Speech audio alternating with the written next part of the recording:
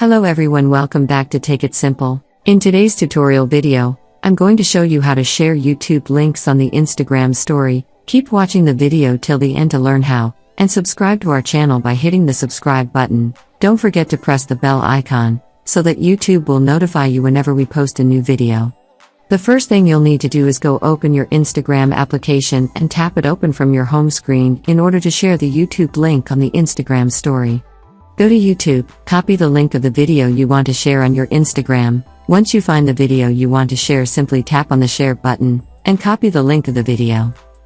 Go back to Instagram and tap on your story at the upper left. Now from your camera screen, simply tap on the create option, paste the link that you copied from your YouTube video. Once you do that, you can readjust your ink like how you would want it to appear. You can add a sticker on your story as well if you want. And after you're done, simply tap on your story at the bottom left corner, and that is how you'll be able to share YouTube link on the Instagram story. That is how you can easily do it. I hope you found the video useful. If you did, go ahead and give it a thumbs up. Feel free to comment down below in the comment box if you have a question or feedback. I'll be back soon with more tutorial episodes again. Thank you for watching.